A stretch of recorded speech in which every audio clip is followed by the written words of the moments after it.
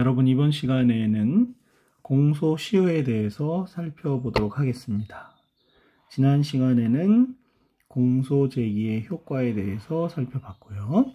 자, 공소시효라는 것은 범죄 행위가 종료한 후 일정 기간이 경과하면 검사의 공소권이 소멸하는 제도를 말하는데요. 공소시효는 범죄 후 공소제기 이전에 문제가 되는 것으로서 공소제기의 소극적 조건에 해당합니다. 그래서 소극적 소송 조건이죠. 공소시효가 완성이 돼 있으면 공소를 제기할 수 없게 되는 거죠. 시효가 완성되면 검사의 공소권이 없어지고 공소제기 후 재판 과정에서 공소제기 당시에 이미 공소시효가 완성된 것으로 드러나게 되면 면소 판결로 소송을 종결하게 되는 것이죠. 수사 단계에서는 공소권이 없어지지만 그럼에도 불구하고 공소가 제기된 경우에는 공판 과정에서 면소 판결로 소송을 종결하게 됩니다. 이와 같은 공소시효의 본질에 대해서는 시간 경과에 따른 사회 일반의 처벌 욕구의 감소 등으로 인해서 실체법상의 권리인 형벌권이 소멸된다라고 하는 실체법설이 있고요. 형벌권과는 무관하게 일정한 시간의 경과에 따른 증거의 멸실 등으로 인하여서 적정한 재판을 행하기 어렵다는 소송상의 점을 고려한 것이라는 소송법설이 있고, 실체법적인 측면과 소송법적인 측면을 동시에 고려한 것이라는 결합설이 있습니다. 견해 대립은 그 정도로 소개를 하고요. 두 번째로 공소시효의 기간 및 기준에 대해서 살펴보겠습니다. 공소시효의 기간을 보면요. 공소시효는 법정형의 경중에 따라서 최단 1년에서 최장 25년까지 규정이 되어 있습니다. 즉 사형의 법정형이 사형에 해당하는 범죄는 25년, 법정형이 무기징역 또는 무기금고에 해당하는 범죄는 15년, 법정형이 장기 10년 이상의 징역 또는 금고에 해당하는 범죄는 10년, 법정형이 장기 10년 미만의 징역 또는 금고에 해당하는 범죄는 7년, 법정형이 장기 5년 미만의 징역 또는 금고, 장기 10년 이상의 자격정지 또는 벌금에 해당하는 범죄는 5년, 법정형이 장기 5년 이상의 자격정지에 해당하는 범죄는 3년, 법정형이 장기 5년 미만의 자격정지, 구류, 과료 또는 몰수에 해당하는 범죄는 1년을 경과함으로써 완성한다라고 형사소송법 249조 제1항에서 각각 규정하고 있습니다. 한편 공소가 제기된 범죄가 판결의 확정 없이 공소를 제기한 때로부터 25년을 경과해버리면 공소시효가 완성된 것으로 보는데요. 이를 의제 공소시효라고 하고 249조 2항의 규정이 있습니다. 공소시효의 기간은 그렇게 법정되어 있고요. 공소시효의 기준은 제가 누차 말씀드린 것처럼 법정형을 기준으로 합니다. 공소시효의 기준이 되는 형은 법정형이고, 법정형은 형법 각칙에 개별적으로 규정된 형량을 말하지요. 따라서 형법에 의하여 형을 가중 또는 감경한 경우에는 가중 또는 감경하기 전의 형이 공소시효의 기준이 됩니다. 예를 들어서 상습 절도죄를 범한 자의 경우 그 죄에 정한 형의 2분의 1까지 가중하도록 하고 있지만 공소시효는 원래 절도죄의 법정형인 6년 이하의 징역이 기준으로 되어서 7년이 되겠습니다. 그러나 이는 특별형법에 의해서 가중 또는 감경된 법정형이 아예 따로 정해진 경우에는 그 법정형을 기준으로 공소시효의 기간을 결정해야 합니다. 그래서 특정범죄 가중처벌 등에 관한 법률 제8조는 80년도에 선고된 80도 1959 판결의 내용인데요. 조세범 처벌법 제9조 제1항의 행위와 연간 포탈 세액이 일정액 이상이라는 가중사유를 합쳐서 구속요건화한 하나의 범죄 유형으로서 그에 대한 법정형을 따로 규정하고 있는 것이라고 할 것이므로 위 특정범죄 가중처벌 등에 관한 법률 8조 위반죄의 공소시효 기간은 같은 법 조항의 법정형에 따라 결정을 해야 되고요. 특별형법에서 따로 법정형을 정하면 그에 따라야 한다는 것이죠. 같은 취지의 원심 판단은 정당하고 이와 달리 공소시효를 조세범 처벌법 17조의 규정에 따라야 한다는 전제 아래 공소시효에 관한 심리위진 내지 법리의 위법이 있다는 논지는 이유 없다라고 해서 특별형법에 따로 정한 경우에는 그 법정형에 따른다는 판례를 보실 수가 있고요. 2개 이상의 형을 병과하거나 2개 이상의 형에서 그 1개를 과할 범죄에는 무거운 형이 공소시효기간의 기준이 됩니다. 둘 중에서는 무거운 것으로요. 이와 같은 법정형은 어떤 공소사실을 기준으로 하느냐? 공소장에 기재된 공소사실을 기준으로 합니다. 그래서 법정형을 판단함에 있어서 그 기초가 되는 범죄사실은 공소장에 기재된 공소사실을 기준으로 하고, 따라서 과형상 일죄인 상상적 경합의 경우 실체법적으로는 수죄에 해당하므로 각 죄에 대하여 개별적으로 판단하여야 하고, 공소사실의 예비적 택일적 기재의 경우에도 각 죄에 대해서 개별적으로 판단을 하여야 합니다. 공소장이 변경된 경우는 어떻게 될까요? 공소 제기 후 공소장이 변경된 경우에도 공소장 변경 시가 아니라 공소 제기 시를 기준으로 해서 공소시효 완성 여부를 판단을 해야 합니다. 왜냐하면 공소 제기 효력이라는 것은 공소장에 기재된 공소사실과 동일성이 인정된 사실에 대하여도 미치기 때문에 그렇죠.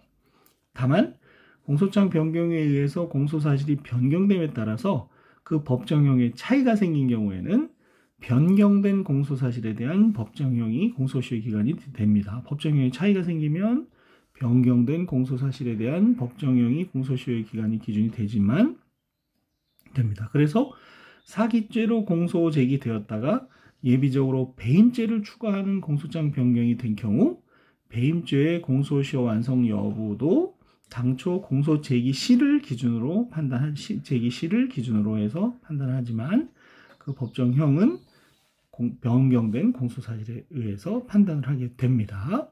밑에 2003도 8153호 판결을 보시면요. 공소장 변경이 있는 경우 공소시효의 완성 여부는 당초에 공소 제기가 있었던 시점을 기준으로 해서 판단할 것이고 공소장 변경 시를 기준으로 해서 판단할 것은 아니다. 공소장 변경이 있더라도 그 기준 시점은 공소 제기 시라는 얘기죠. 그리고 2001도 2902호 판결을 보시면요. 공소장 변경 절차에 의하여 공소사실이 변경됨에 따라 그 법정형의 차이가 있게 되면은 변경된 공소사실에 대한 법정형이 공소시효 기간이 기준이 된다고 보아야 하고요. 변경된 공소사실에 대한 법정형이요. 공소제기 당시의 공소사실에 대한 법정형을 기준으로 하면 공소제기 당시 이미 공소시효가 완성된 경우에는 공소시효 완성을 이유로 면소 판결을 선고하여야 한다. 이런 거죠. 변경된 공소사실의 법정형에 의하지만 공소제기 시점으로부터 기산하기 때문에 그때 그 공소제기 시에 이미 그 법정형에 대한 공소시효가 완료됐다 그러면 공소시효 완성을 이유로 면소 판결을 해야 된다. 이런 판례가 되겠습니다.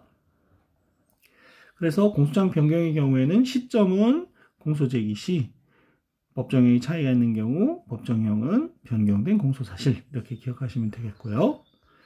법 개정으로 인해서 공소시효 기간이 변경된 경우에는 어떻게 할 것이냐. 법 개정으로 공소시효 기간이 변경된 경우 형법 제1조를 유추 적용해서 행위시법주의에 의해서 가장 짧은 공소시효 기간을 기준으로 그 완성 여부를 판단하여야 할 것이지요.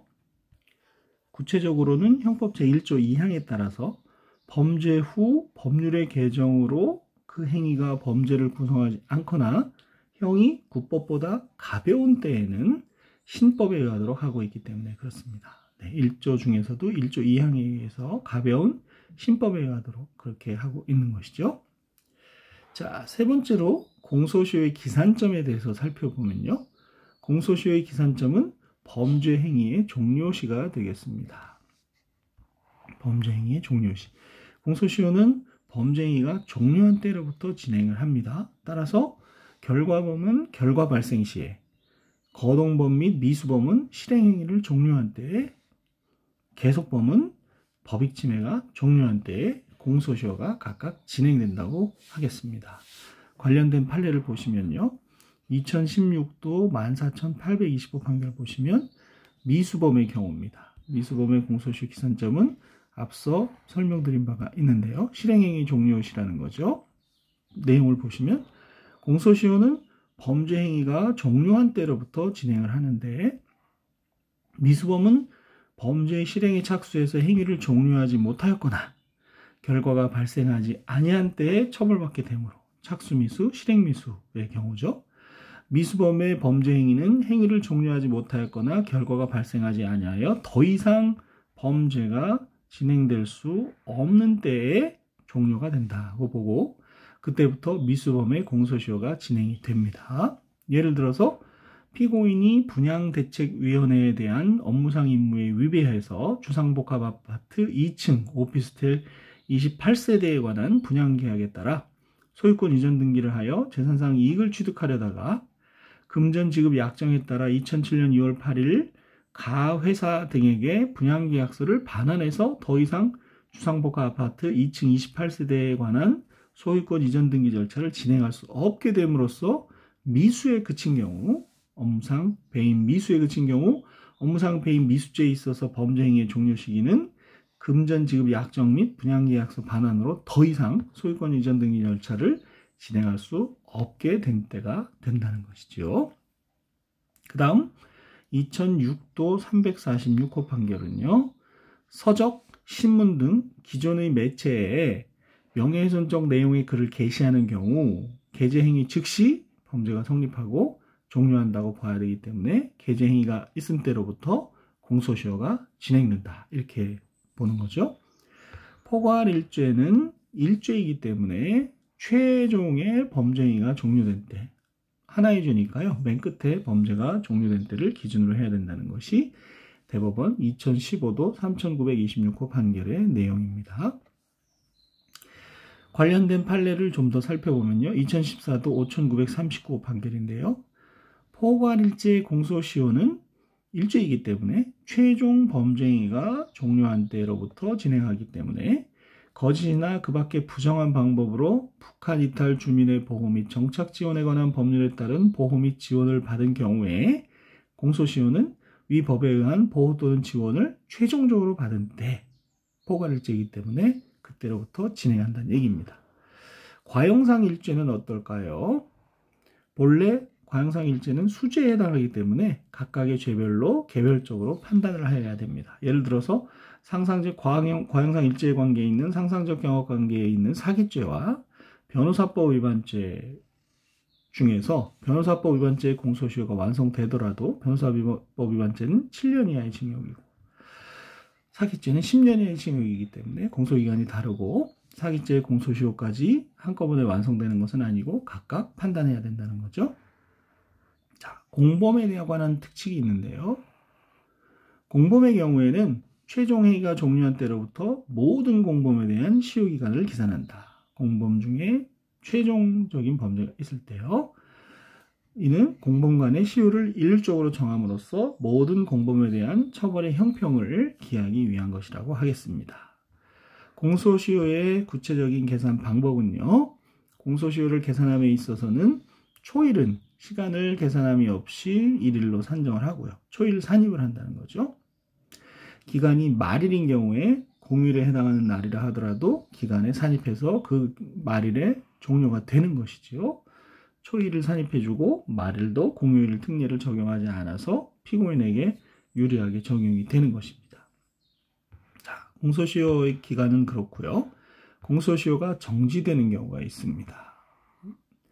공소시효의 정지라는 것은 공소 제기와 같이 일정한 사유로 인해서 공소시효의 진행이 정지되는 것을 말하는데요.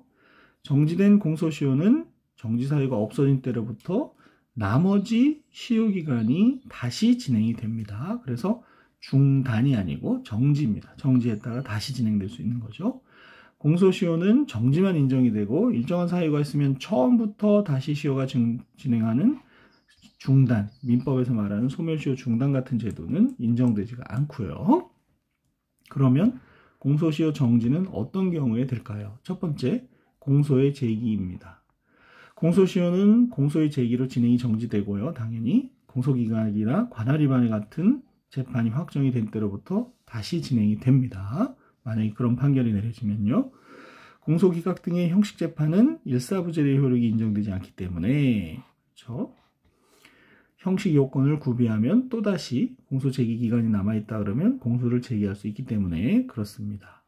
관련해서 2016도 15,526호 판결을 보시면요. 신병 확보 전에 공소 제기가 됐을 때 공소시효가 진행되는지 여부가 문제되는데요. 형사소송법 253조 제1항은 시효는 공소의 제기로 진행이 정지되고 공소기각 또는 관할 위반의 재판이 확정된 때로부터 진행한다라고 정하고 있죠. 피고인의 신병이 확보되기 전에 공소가 제기되었다 하더라도 아직 피고인을 확보하지 않은 상태에서 체포 구속이라든지 신병을 확보하지 않은 상태에서 공소가 제기되었다 하더라도 그러한 사정만으로 공소 제기가 부적법한 것은 아니고 공소가 제기되면 규정에 따라서 공소시효 진행은 일단 정지가 된다는 얘기가 되겠습니다. 두 번째로 공소시효가 정지되는 사유는 재정신청입니다. 불기소 처분을 받은 고소인이나 고발인에 의한 재정신청이 있으면 고등법원의 재정 결정이 확정될 때까지 공소시효의 진행이 정지가 됩니다. 세 번째는 범인이 국외로 도피한 경우입니다. 범인이 형사처분을 면할 목적으로 국외에 있는 경우 그 국외에 있는 기간 동안 공소시효는 정지된다는 것이 253조 3항의 내용이죠. 형사처분을 면할 목적으로 가야 되는데요. 여기서 형사처분을 면할 목적으로 국외로 도피해야 하는 데에서 국외 체류의 유일한 목적일 필요는 없고 형사처분을 면할 목적이 범인이 가지는 여러 국외 체류 목적 중에 포함되어 있으면 되고 또한 국외에서 체류 중에 범죄를 저지르고 형사처분을 면할 목적으로 국외 체류를 계속하는 경우도 역시 범인이 국외 도피한 경우로 봐서 공소시효가 정지된다는 거죠. 다만 대법원은 범인이 외국에서 다른 범죄로 외국의 수감시설에 수감된 경우 그 범행에 대한 법정형이 당해 범죄의 법정형보다 월등하게 높고 실제 그 범죄로 인한 수감기간이 당해 범죄의 공소시효 기간보다도 현저하게 길어서 범인이 수감기간 중에 생활근거지가 있는 우리나라로 돌아오려고 했을 것이라는 사정이 있다면 외국에서 받은 형이 너무 길어서요. 그 수감기간에는 형사처분을 면할 목적이 유지되지 않았다고 볼 여지가 있다고 합니다. 그리고 그러한 목적이 유지되고 있었다는 점은 검사가 입증하여야 한다고 하는 거죠. 예를 들어서 2008도 4101호 판결의 사건 내용은요. 갑은 법정형이 징역 5년 이하인 부정수표단속법 위반죄를 범한 후 우리나라의 가족을 그대로 둔 채 중국으로 출국해서 체류하다가 그곳에서 징역 14년을 선고받고 이미 8년 10개월을 복역을 한 다음에 우리나라로 추방이 되었습니다. 그때 검사가 범행 종료일로부터 약 12년이 경과한 시점에 부정수표단속법 위반죄에 대한 공소를 제기한 사안에서 위와 같이 장기의 형을 선고받고 복역을 했다 그러면 범인 도피의 목적이 있었다고 보기 어렵지 않냐, 어렵다고 판시한 그런 사안이 되겠죠.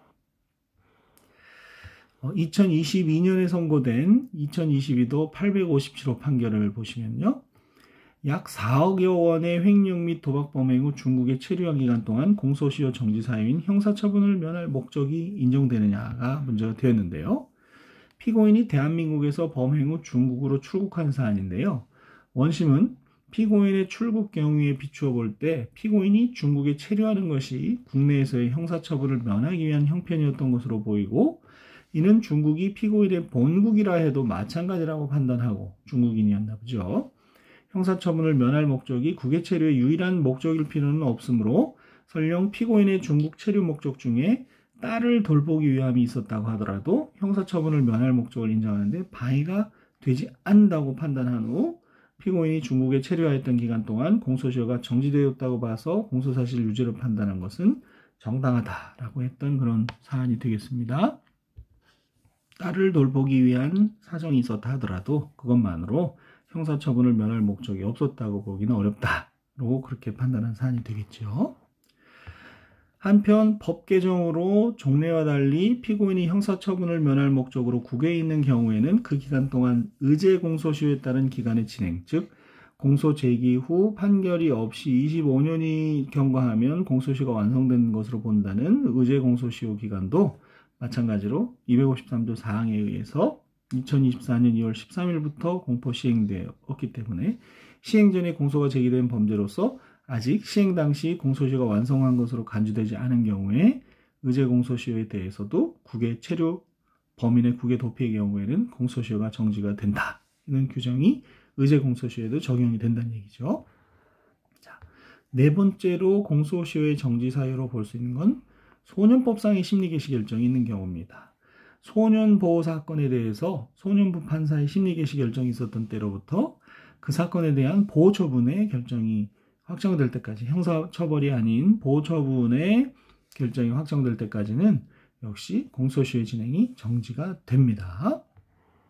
자, 공소시효 정지와 관련해서 2020도 3972호 판결을 한번 보겠습니다. 헌법 제84조는 대통령은 내란 또는 외환의 죄를 범한 경우를 제외하고는 재직 중 형사상의 소출을 받지 아니한다라고 규정을 해서 재직 중인 대통령에 대한 공소권 행사의 헌법상 장애 사유를 규정을 하고 있죠. 이 규정은 비록 대통령으로 재직하는 기간 동안 내란 또는 외환의 죄를 제외한 범죄에 대하여 공소시효가 정지된다고 명시적으로 규정하지는 않았지만 공소시효의 진행에 대한 소극적 요건을 규정한 것이기 때문에 공소시효의 정지에 관한 규정이라고 봐야 한다는 것입니다. 헌법 84조도요. 이 사건에서 각 범죄의 공소시효가 피고인이 대통령으로 취임한 2008년 2월 25일경 정지되었다가 피고인의 퇴임일인 2013년 2월 24일경부터 다시 진행된다고 본 원심의 판단은 정당하다는 거죠. 그래서 판례에 의해서 헌법 제84조에 의해서 내란 외환 이외의 대통령의 범죄도 재임 중에는 공소시효가 정지된다, 이렇게 봐야 되겠습니다. 자, 공소시효 정지 효력이 미치는 범위는 어떻게 될까요? 공소시효 정지의 효력은 공소 제기된 피고인, 재정신청의 대상이 된 피의자, 소년보호 사건의 소년범에게만 미칩니다. 대상자에게만 미친다는 거죠. 한편 공범 중에 1인에 대한 공소 제기가 있으면 다른 공범자에 대하여도 공소시효가 정지가 되고 해당 사건의 재판이 확정된 때로부터 다른 공범자에 대한 공소시효가 진행된다는 것이 253조 제2항의 규정입니다. 다만 공범 중 1인의 국외 도피로 인한 공소시효 정지의 효과는 국외 도피한 그 피고인에게만 미치고 다른 공범에게는 미치지 않는다는 것에 유의하셔야 되겠습니다. 범인의 국외 도피로 인한 공소시효 정지의 효력은 공범에게 미치지 않지요. 한편 공범에 대한 공소시효 정지 효력이 미치는 공범의 범위에 대해서 판례는 공범의 1인으로 기소된 자가 구속요건에 해당하는 위법행위를 공동으로 하였다고 인정되기는 하지만 책임 조각을 이유로 무죄로 되는 경우와는 달리 범죄의 증명이 없다는 이유로 공범 중 1인이 무죄 확정 판결을 선고받은 경우에는 공범이라고 할 수가 없어서 그에 대하여 제기된 공소로서는 진범에 대한 공소시효 정지의 효력이 없다고 하고 있습니다. 주의해서 보셔야 되겠죠. 98도 4621호 판결입니다. 증명이 없어서 무죄로 된 공범에 대한 공소 제기로는 다른 공범에 대한 진범에 대한 공소시효 정지 효력을 인정할 수 없다는 것이죠. 특히 253조 제2항의 공범을 해석할 때에는 위 조항이 공소제기 효력의 인적 범위를 확장하는 것이지 않습니까? 예외를 마련해 놓은 것이기 때문에 원칙적으로 엄격하게 해석해야 하고 피고인에게 불리한 방향으로 확장하여 해석해서는 안 될 것입니다. 첫 번째는 그렇고요. 그래서 진범 아닌 범인에 대한 공소제기는 결국 공범에 대한 공소시효 정지 효력이 없다는 것이고 첫 번째 판례 이론이요. 두 번째 판례 이론은 253조 제2항에서 말하는 공범에는 뇌물공여죄와 뇌물수수죄 사유와 같은 대항범이나 대항범관계 있는 자에 포함되지 않는다. 대항범 포함에 관해서는 포함되지 않는다는 것이죠. 그래서 2012도 4842호 판결입니다. 왜 그런지 판결 내용을 보시면 이해하실 수 있는데요. 2012도 4842호 판결을 보시면 형사소송법 248조 1항, 253조 1항, 제2항에서 규정하는 바와 같이 형사소송법은 공범 사이의 처벌의 형평을 기하기 위해서 공범 중 1인에 대한 공소의 제기로 다른 공범자에 대하여도 공소시효가 정지되도록 규정하고 있는데 여기서 말하는 공범의 개념이나 유형에 관하여는 아무런 규정을 두고 있지 않습니다. 따라서 형사소송법 253조 2항의 공범을 해석할 때에는 몇 가지를 고려해야 되는데 공범 사이의 처벌의 형평이라는 위 조항의 입법 취지라든지 국가형벌권의 적정한 실현이라는 형사소송법의 기본 이념이라든지 국가형벌권 행사의 대상을 규정한 형법 등 실체법과의 체계적 조화 등의 관점을 종합적으로 고려해야 되고, 특히 위 조항이 공소제기 효력의 인적 범위를 확장하는 예외를 마련해 놓은 것이기 때문에 원칙적으로 엄격하게 해석해야 하고, 피고인에게 불리한 방향으로 확장해서 해석해서는 안 된다는 거죠. 그러면서 뇌물공여죄와 뇌물수수죄 사유와 같은 이른바 대항범 관계에 있어서는 있는 자는 강학상으로는 필요적 공범이라고 불리고 있지만, 서로 대항된 행위의 존재를 필요로 할 뿐 각자 자신의 구속요건을 실현하고 별도의 형벌 규정에 따라 처벌되는 것이어서 2인 이상이 가공하여 공동의 구속요건을 실현하는 공범관계에 있는 자와는 본질적으로 다르고, 대항범 관계에 있는 자 사이에서는 각자 상대방의 범행에 대하여 형법 총칙의 공범 규정이 적용되지 않는다는 것이죠. 이러한 점들에 비추어 보면 형사소송법 253조 제2항에서 말하는 공범에는 뇌물공여죄와 뇌물수수죄 사이와 같은 대항범 관계에 있는 자는 포함되지 않는다는 점에 주의를 하셔야 되겠습니다. 판례가 대항범에 있는 경우 예외를 인정하는 것이죠. 공범에 해당하지 않는다고요. 자, 2011도 15,137호 판결을 볼까요? 부동산 실권리자 명의등기에 관한 법률 위반 사건이었는데요. 공범 중 1인에 대해서 약식명령이 확정이 되고, 그 후 정식재판 청구권이 회복되었다고 하는 것만으로는 약식명령이 확정되었다 하더라도 책임질 수 없는 사유로 정식재판 청구를 못한 경우 7일 내에 정식재판 청구권이 회복될 수 있는데요. 그런 제도에 대해서는 뒤에서 배우겠습니다만, 그러한 사정만으로는 그 사이에 검사가 다른 공범자에 대한 공소를 제기하지 못할 법률상 장애 사유가 있다고 볼 수 없을 뿐만 아니라, 그 기간 동안 다른 공범자에 대한 공소시효가 정지된다고 볼 아무런 근거도 찾을 수 없고, 더욱이 정식재판 청구권이 회복되었다는 사정이 약식명령의 확정으로 인해 다시 진행된 공소시효 기간을 소급하여 무효로 만드는 사유가 된다고 볼 수도 없다. 또한 형사소송법이 공범 중 1인에 대한 공소의 제기로 다른 공범자에 대하여도 공소시효가 정지되도록 한 것은 아까 본 판례처럼 공소제기 효력의 인적 범위를 확장하는 예외를 마련하는 것이므로 엄격하게 해석해야 하고, 피고인에게 불리한 방향으로 확장하거나 축소하여 해석해서는 안 된다는 거죠. 그렇다면 공범 중 1인에 대해서 약식명령이 확정된 후 그에 대한 정식재판 청구권 회복 결정이 있었다고 하더라도 그 사이 기간 동안에는 특별한 사정이 없는 한 다른 공범자에 대한 공소시효는 정지함이 없이 계속 진행한다고 봐야 한다는 것이죠. 네, 그래서 결론은 공범 중 1인에 대해 약식명령이 확정된 후 그에 대한 정식재판 청구권 회복 결정이 있었다고 하더라도 그 사이의 기간 동안에는 특별한 사정이 없는 한 다른 공범자에 대한 공소시효는 정지함 없이 그대로 계속 진행된다라는 것입니다. 그래서 사안을 보시면 피고인에 대한 이 사건 공소사실은 피고인이 A와 함께 매수한 이 사건 임야에 관해서 A와 공모하여 명의 수탁자인 B 명의로 2005년 7월 12일 소유권 이전 등기를 하였다는 것으로서 그 공소시효 기간이 5년입니다. 공범인 A에 대하여는 2010년 6월 24일 약식명령이 청구돼서 2010년 10월 8일 벌금 500만 원의 약식명령이 확정되었다가 2010년 11월 17일에 그에 대한 정식재판 청구권 회복 결정이 내려졌습니다. 이 사건 공소는 2011년 2월 16일 제기된 사실을 알 수가 있는데요. 이러한 사실관계를 앞서 본 법리에 비춰 보면 피고인에 대한 공소시효는 공범인 A에 대하여 약식명령이 청구된 2010년 6월 24일 일단 정지가 되었다가 벌금 500만 원의 약식명령이 확정된 때인 2010년 10월 18일부터 다시 진행을 해서 그에 대한 정식재판 청구권 회복 결정이 내려진 2010년 11월 17일 이전에 공소시효 기간 5년이 이미 경과하였음이 역수상 분명하기 때문에 피고인에 대한 이 사건 공소는 공소시효가 완성된 다음에 제기되었다고 할 것이다. 같은 취지에서 피고인에 대한 공소시효가 완성되었다는 이유로 제1심 판결을 파기하고 피고인에게 면소를 선고한 원심 판결은 정당하다. 즉 약식명령 확정 후에 정식재판 청구권 회복이 되었다 하더라도 약식명령 청구권 확정 후 정식재판 청구권이 회복되기 전 사이의 그 기간이 공소시효가 정지되는 것은 아니다라는 결론을 내린 것을 알 수가 있습니다.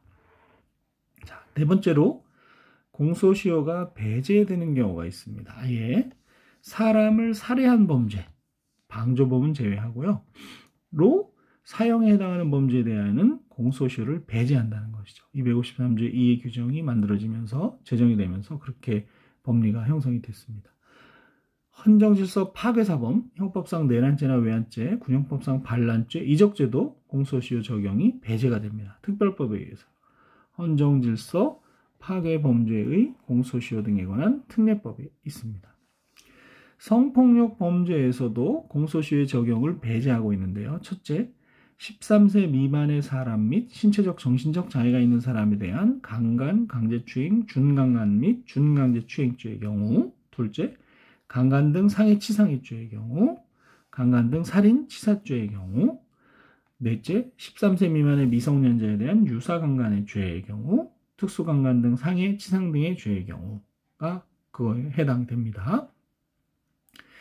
공소시효를 배제하는 내용의 특례 규정이 법률에 신설되었으나 소급 적용에 관한 명시적인 경과 규정을 두지 않았다면 특례 규정은 소급해서 적용할 수 없다고 보는 것이 맞겠습니다. 그렇죠? 공소시효의 배제에 대해서 살펴봤고요. 공소시효가 완성이 되면 어떻게 됩니까? 공소의 제기 없이 공소시효이 경과되면 공소시효 기간이 경과되면 공소시효가 완성이 되고 공소 제기된 사건에 있어서 이후 재판 과정에서 공소시효의 완성 사실이 드러나면 법원은 당연히 면소 판결에 의해서 소송을 종결하게 됩니다. 수사 단계라면 공소권 없음 처분을 해야 될 것이고요. 자, 이렇게 해서 오늘은 공소시효에 대해서 살펴보았습니다. 다음 시간에는 재정신청 제도에 대해서 살펴보겠습니다. 여러분 수고하셨습니다.